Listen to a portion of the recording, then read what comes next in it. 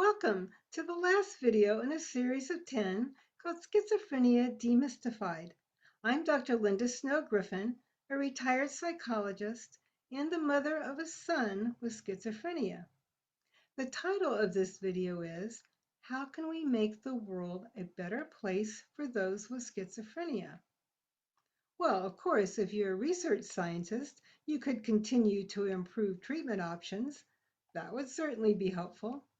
But if you're not a research scientist, there are still some very important things that you can do, that we can all do, to make the world a better place for those with schizophrenia.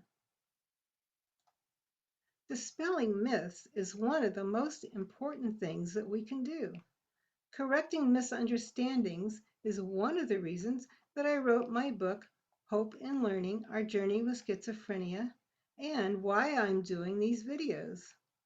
We can all educate others by stepping up to those teaching moments when they land at our door.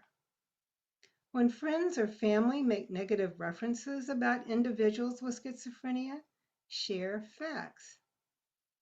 You can get up-to-date facts and information on many good websites. I have useful resources listed on my website, lindasnow-griffinphd.com. Check them out. Then politely confront misinformation. If, for instance, you hear someone saying that a recent shooting must be related to mental illness, you could say something like, well, sometimes people with mental illness can be violent, but there are many more reasons why this shooting may have occurred.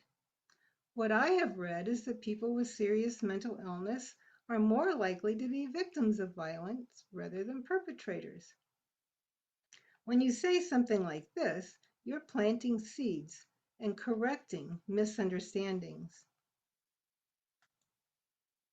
Respecting those with mental illness is another important way to improve the world for those experiencing mental illness. Words can be powerful. That old playground taunt, sticks and stones can break my bones, but names can never hurt me. That is just not true. And it is especially not true for those with mental illness who may be more sensitive. A study in Britain found hundreds of derogatory words used to describe mental illness.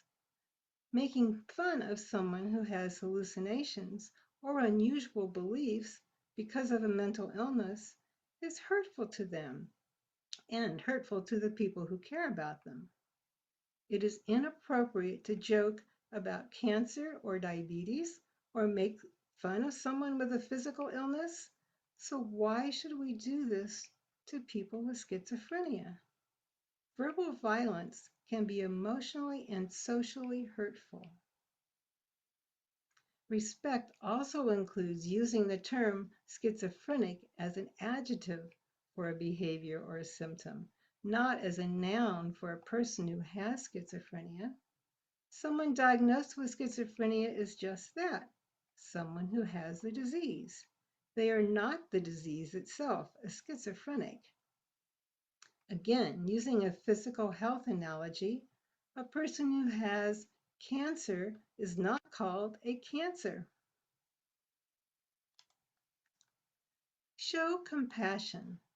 Those who suffer from schizophrenia need support and understanding. Even if they display unusual behaviors, they're unlikely to be harmful. Untreated symptoms or relapses in treatment may be frightening to them. The times when their thoughts are confused and their behaviors are strange may be the time when they need the most kindness. Empathy can make a difference. If someone seems to be experiencing a relapse or looks especially stressed, don't ignore them. Ask if there's something that you can do to help. It may be as simple as helping them take a break from their work for a few minutes to calm down. Not too long ago, I saw a friend from church that I knew struggled with serious mental illness. He was in the middle of a parking lot and looked really distressed and confused. When I walked over to him and asked him how he was doing, he said that he really needed to use the bathroom and couldn't wait until he got home, which was only a few blocks away. I suggested a nearby church, and since he knew the pastor of that church, it was an easy problem to solve. My friend is well known and accepted in our community and is seen as a kind and gentle person. All he needed was a little guidance and a little befriending. I realize that we do not live in a perfect world. It would be wonderful if everyone was open and understanding and without prejudice and judgment towards those who are different. Wouldn't it be amazing if everyone felt included and understood by everyone else? A social utopia, right? Of course, I know that is not going to happen, but we can use this image as a guide and as an inspiration. And each time we do show compassion and respect and stand up to misunderstandings associated with schizophrenia, we get closer and closer to making it easier for those living with serious mental illness. Thank you for watching this video.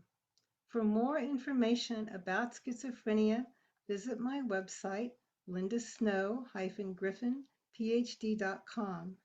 If you have any questions, my contact information is listed on my website. I hope that this series of videos help to clarify misunderstandings and confusion about this serious mental illness.